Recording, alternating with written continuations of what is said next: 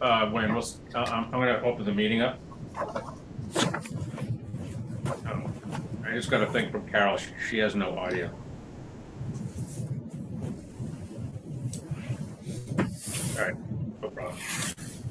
All right, so I'd like to call this meeting to order at 11:02.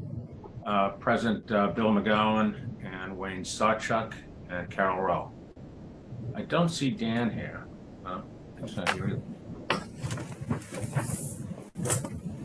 And so our first order of business, our next general session will be on the 14th of February. Does that work, Wayne? That's fine. Okay. So Paul is not going to be here. Our next meeting agenda item is a warrant article, is to transfer money from one account to another on the CJC project. Mm-hmm. And I think we need to have 3 to vote on that. I'm pretty sure we have to vote that. I don't think that'll be an issue. I think we just wait till Paul comes on next meeting. We'll just table this till to the 14th. I also had asked Greg Corbo to come on, but I haven't heard from him yet this morning, so I don't know what's going on there. So we have a review of the 87 and 124 Elm Street applications. I don't see anybody from their group on. No. I know we got, I believe the last meeting when we got a, what do you call it? A notice from John Hanlon that he counted the EDUs for both projects and he agreed with what they were saying. Correct. Yeah, so that was the last thing I really heard about that. And I think we were waiting for one more piece on the on across the street from the condo complex where they're going to be moving the sewer line. There's something else we're waiting for. I think it was I know Dan was down there. And we're waiting for one piece of information on that. And I think right up to that, we're pretty much up to date with them. Right. Now, I did see some folks yesterday pulling manhole covers along South Main Street. And I didn't know if that was part of looking for, the increase in flows, or that was something that has nothing to do with, the project. Yeah, I know Brian was going to go look at the temporary meters that they put in. And okay, so also look at some of the other manholes to see, because he was telling me that, even if a brick is out of place, it's basically, I think it could be up to 50,000 gallons, over whatever the period of time is, an hour or 2 hours. So that's a lot of water. But right, so that's probably what was happening. Okay. Yeah, and I haven't heard today. I put a call into Scott, and he was out somewhere asking him what the flow rate was for the last 24 hours. But I think that it was still in the mid to high 300,000 range, and that was over the weekend. Okay. So we have Mark here from CJC. I know that we owe you the agreement, the change to the contract as far as the metering and all that. And again, Greg Corbo is on vacation and I haven't heard back from him yet. So I'll say I suspect that's going to be more of a perfunctory thing. I'll try to get it back. In fact, I'll demand to get it back by the 14th, and we'll just vote on it. And then however we execute it, get copies to everybody, and we'll sign it again. Okay, that's fair enough.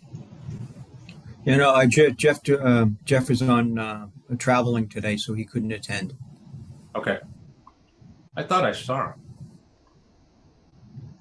I received a note from his office that he was in travel. He couldn't attend today's meeting, so he asked me to attend. Yeah. Well, I'll get on top of Greg and push him to get this done, so we can clean that piece of it up. And I don't know what else we have. We've got a lot going on, but that's about all that we have on the agenda. Wayne, or Dan, do you have anything you want to bring up? Well, I was going to bring up the Woodward and Curran final report type of thing, and didn't know where we actually stood on the project. My feeling today is that we really should consider, a direct line to Hull from Situate as a backup plan. And I think a lot of my thinking has to do with finances.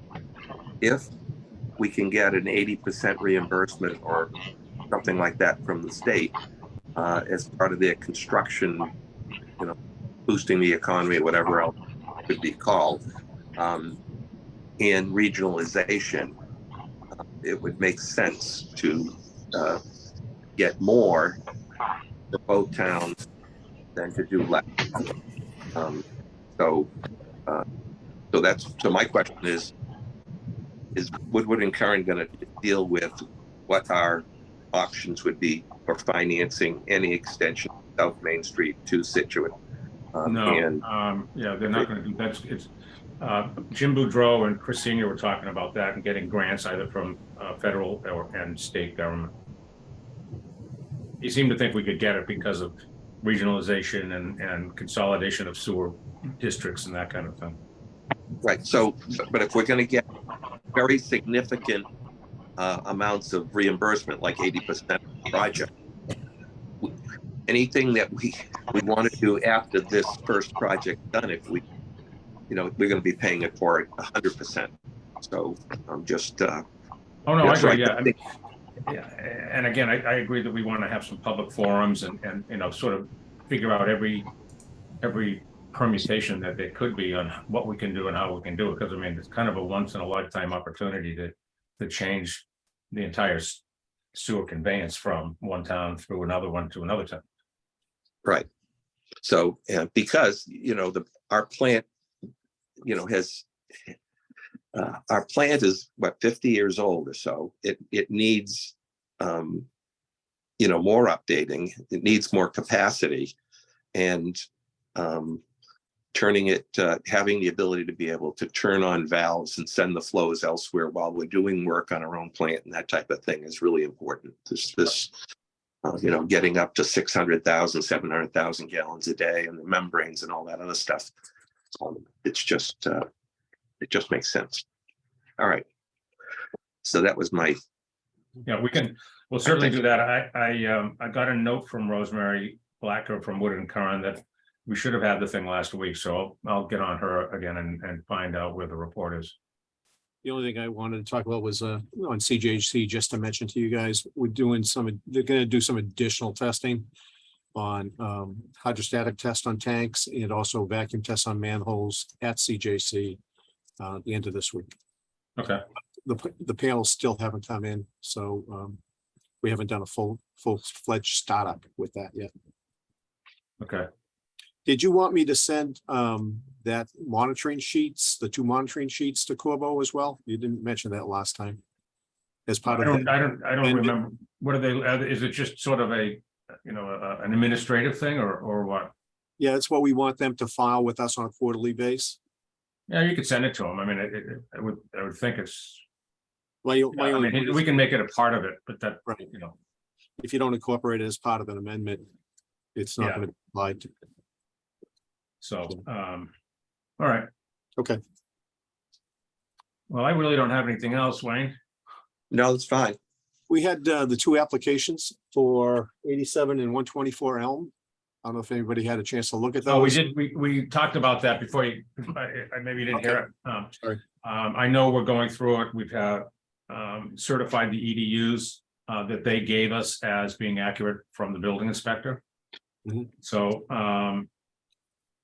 and I think I drove by there this morning. I think they're doing something with there's a lot of activity across the street where they're moving the sewer line.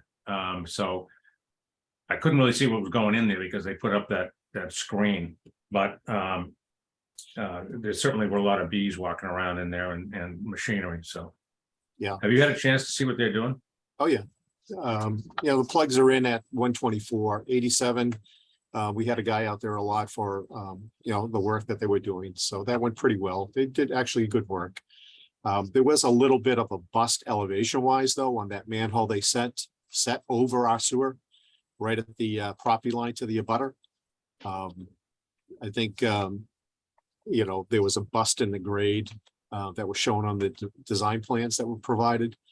So I had Merrill take a look at it, and I think they're trying to evaluate whether they raise the manhole or do some grading on the adjacent property. But they Is this haven't. on the right, like if you're looking at the site, is this on the right-hand side next to the house? Yes, Yeah, I think they're trying to sell that house too, which is poor timing. But Yeah. what are you gonna do? All right, anything else? No, All right, I will make a motion to adjourn. second, No, we'll do a roll call. Bill McGowan, aye. Wayne Sawchuck, aye. Okay, well, thank you, everyone.